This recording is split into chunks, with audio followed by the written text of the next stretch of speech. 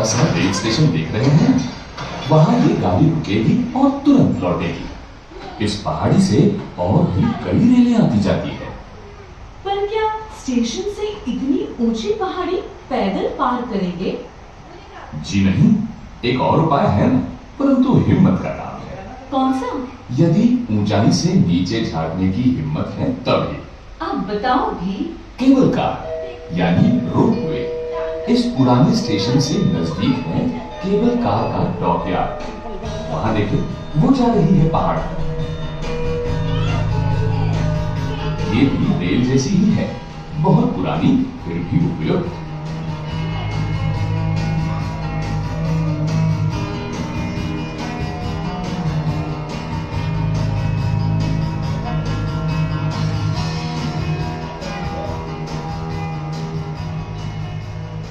इस पहाड़ी पर बढ़िया ठंडक है, मानो वाई, पंचगनी, महाबलेश्वर है। जंगल है, घनी झाड़ी है, जो मानो शहरों के गुर्दे है। शुद्ध हवा के बढ़िया दिखता है शहर यहाँ से।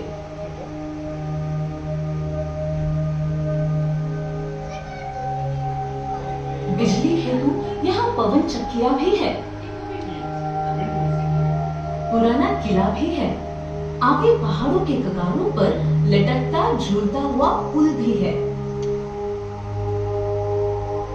ऊपरी पठार पर है मैप्रो गार्डन। वही बसा है जोशी रेल टाउन का मुख्य ऑफिस। और वहां देखिए, जल चक्की भी है। कहाँ? खोजिए, तभी दिखेगी। नहीं दिखी तो वो खुद ही आगे आ जाएगी। क्या मतलब? आ जाएगी। तब तक तलहटी में पुराने रेलवे स्टेशन के परे का जंक्शन देखो। हाईवे के पुल ने दोनों स्टेशनों को जोड़ दिया है। क्या बढ़िया दृश्य है। अब स्टेशन को क्या देखना भला? बहुत सारी बातें हैं। देखो, उस गोल मेज पर इंजन है, भाप का पुराना इंजन। ये भारी भरकम इंजन नई स्कूटरों कारों जैसे तुरंत मुड़ नहीं सकते, इसीलिए उन्हें टर्न टेबल पर रखते हैं और घुमाकर मन चाहे पटरी पर उतार देते हैं। ये ऐसा।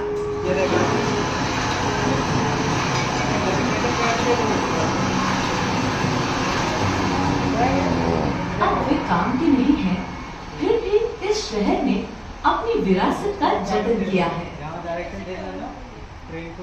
कितना बड़ा यार्ड है ये। भाप के इंजन के लिए वहां पीछे कोयले का भंडार था बड़ा। कोयला तोड़ने की सुविधा भी थी, पर अब जरूरत का है।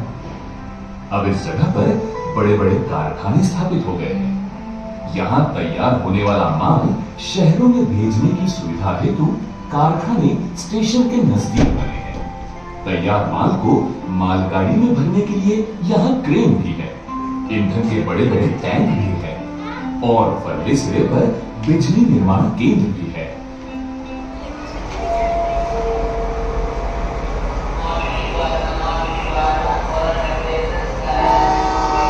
वाह, वहाँ देखो, मालगाड़ी चल पड़ी है।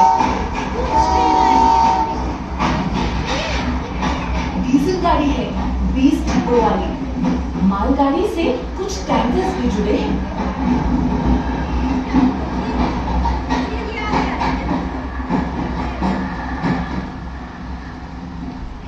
इस जोशी रेल टाउन में आने के लिए पहले पुराना संकरा रास्ता था, अब वो बड़ा एक्सप्रेसवे बन गया है।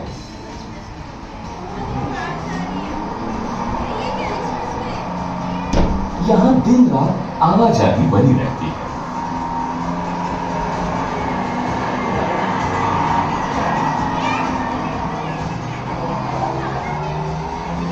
और वहां देखो, क्या कारखानों के पास कमानों जैसा, वो है हैंगिंग मोनोरेल, यानी केबल में उल्टी टंगी हुई रेल, पटरी ऊपर, रेल नीचे।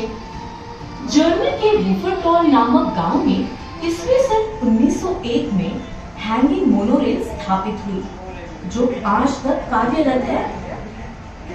भारत में ये सिर्फ 2 जगहों पर है, पुणे में पहले बनी जोशी रेलवे म्यूजियम में नंबर 1 और इसी जगह पर नंबर 2 आपके सामने जोशीज रेल टाउन में। कहाँ है? यहाँ नहीं दिखाई दे रही। अरे दिखेगी भाई। दिखेगी का क्या मतलब? हम शहर में घूमेंगे या शहर हमारे चारों ओर? हम हेलीकॉप्टर से शहर में जाएंगे ताकि सारा शहर हमारे चारों ओर घूमेगा।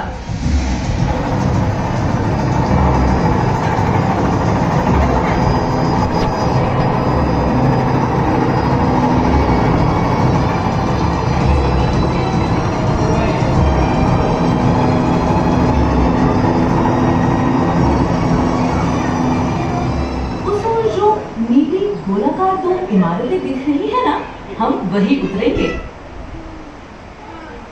कारखानों के साथ साथ बस्तियां भी बढ़ गई। गांव की सुंदरता बनी रहे इसलिए नजदीक ही नया शहर बसाया गया है, मानो उपनगर ही। परंतु अब वही मुख्य शहर लगने लगा है।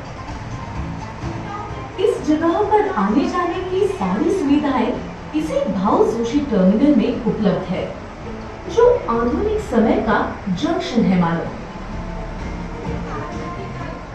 भाऊ जोशी के नाम से बना अत्याधुनिक रेलवे स्टेशन सभी प्रकार के यातायात का एक प्रमुख केंद्र है। सभी प्रकार के वाहन यहाँ रुकते हैं। दूरगामी रेलें, मेट्रो, बीआरटीएस आदि सब कुछ। भाऊ जोशी टर्मिनल सरल, सुरक्षित, साफ सुथरा और सुंदर है। यहाँ आप अपना निजी वाहन ला सकते हैं। उस ओर बहुत बड़ा पार्किंग मैदान है। अंदर सुरंग वाले रास्तों से स्टेशन में कहीं भी घूमने की सुविधा है। प्लेटफॉर्म पर आने जाने के लिए स्वयंचलित सीढ़ियां भी हैं। इस नीली इमारत में सरकारी दफ्तर तथा कॉर्पोरेट ऑफिसेज है। स्टेशन के आहते में इस सुविधा के कारण शहर की भीड़ पर नियंत्रण है और यही बसा है ओसीसी यानी ऑपरेशन कंट्रोल सेंटर। शहर के तमाम आवाजाही पर इस जगह से नियंत्रण रखा जाता है, इसीलिए यातायात की पूरी व्यवस्था आसान हो गई है। कुछ देर पहले आई मालगाड़ी अब सामान उठाकर पुराने स्टेशन की ओर रवाना हो रही है।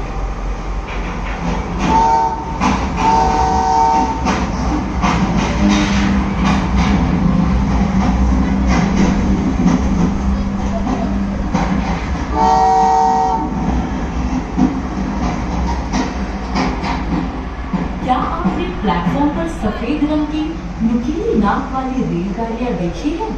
हाई स्पीड रेल, वे तो जोशी रेल टाउन की शान है।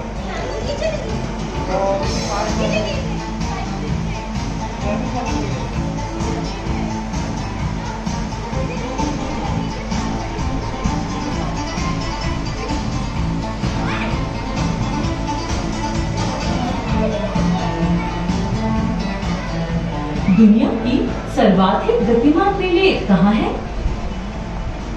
इस समय दुनिया की सर्वाधिक गतिमान रेल है फ्रांस की टीजीवी रेलवे, प्रति घंटा 300 किलोमीटर गति वाली। और दूसरी है जापान की बुलेट ट्रेन। तीसरी है जर्मन की आईसीई रेल। क्या इनके सिग्नल्स आम गाड़ियों की तरह ही होते हैं? नहीं, गतिमान गाड़ियों के सिग्नल्स इन कैब की तरह होते हैं, यानी ड्राइवर को गाड़ी में ही सिग्नल दिखता है। आम गाड़ियों में सादे मूविंग ब्लॉक सिग्नल्स होते हैं। भाऊ जोशी टर्मिनल पर हेलीकॉप्टर उतारा जा सकता है। आप यहाँ कार से आ सकते हैं। यहाँ हाई स्पीड सुविधा है, मालगाड़ी भी है और मेट्रो भी। मेट्रो अब भारत के सभी शहरों में आएगी। शहर में मेट्रो ही एकमात्र विकल्प होगा।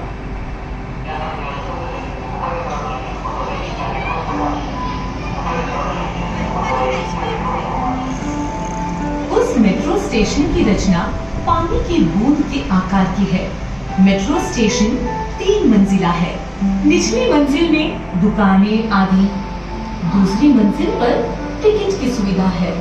यहाँ तक कोई भी आ सकता है। परंतु तीसरी मंजिल में बिना टिकट के प्रवेश नहीं।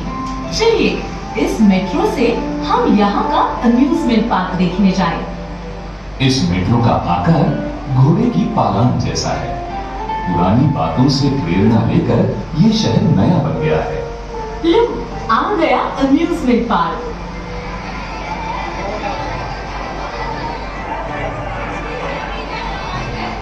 यहाँ बड़े मजे हैं। फेरीज व्हील, मेरी go round, octopus, swing boats, rainbow, free fall और मनचाहा सब।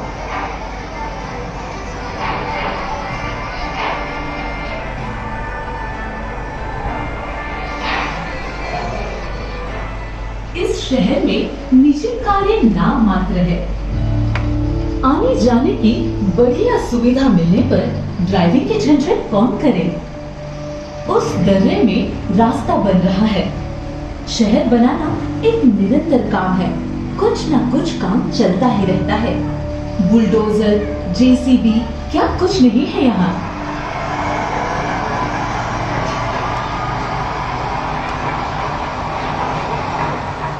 पर कोई हड़बड़ कदापि नहीं। चारों ओर हरियाली, पेड़ पौधे और शांति है।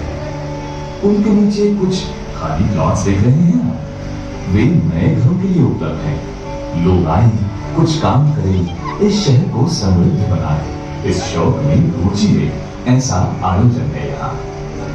यदि आप कुछ करना चाहते हैं यहाँ पर, तब हमें खबर करें। ये जगह आपके लिए ही है। अब कहाँ चलना होगा? दूसरे सिरे पर, टेनिस स्टेडियम की ओर। सीधे दूसरा सिरा? यस, PRTS के होने पर कठिन क्या है। लो, आ गई बस। इस बस का खास रास्ता है ये।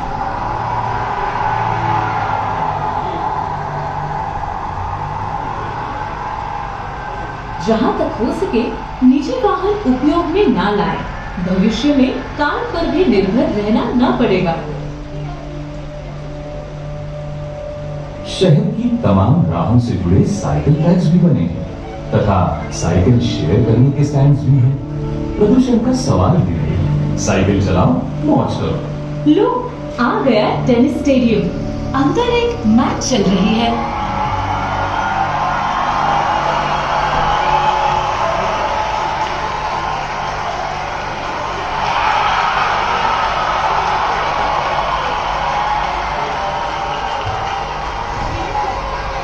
बच्चे, स्त्री पुरुष वहाँ रंग बिरंगे वस्त्रों को पहनकर मैच का आनंद ले रहे हैं।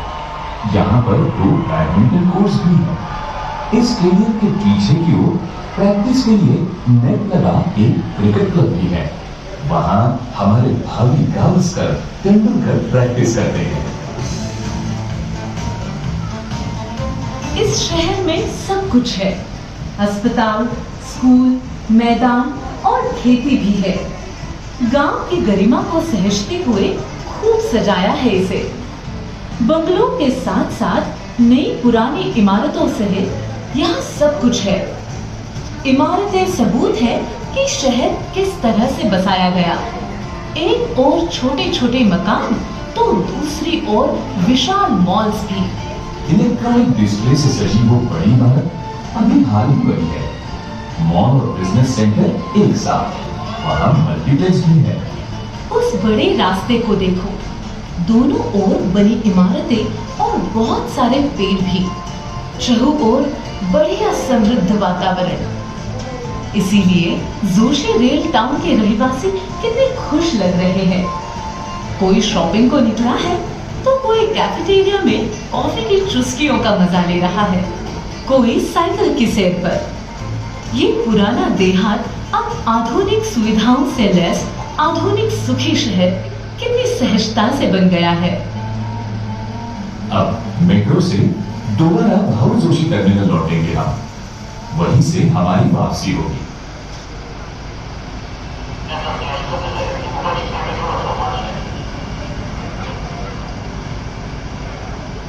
यहाँ से ये रास्ता सीधा पहाड़ की सुरंग में जाता है। पहाड़ी के परे एयरपोर्ट है। कुछ ही सालों में इस स्टेशन से हाइपर लूप भी शुरू होगा।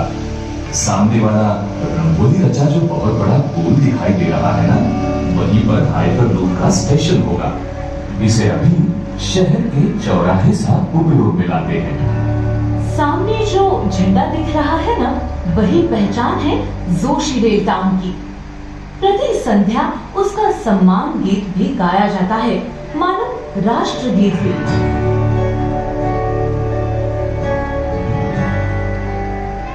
शाम होने को है, शहर की बत्तियां लग गई हैं। चलिए यहीं से हम हेलीकॉप्टर से लौटेंगे। जाते जाते जोशी रेल टाउन को हम आकाश से देखेंगे।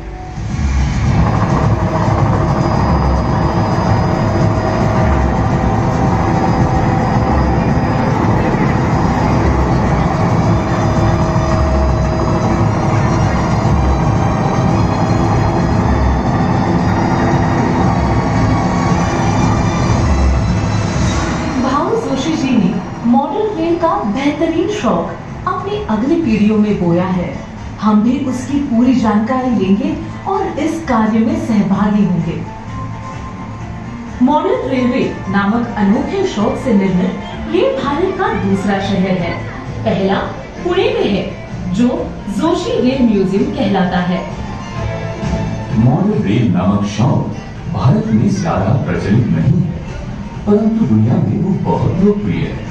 कई देश इसके शौकीन हैं।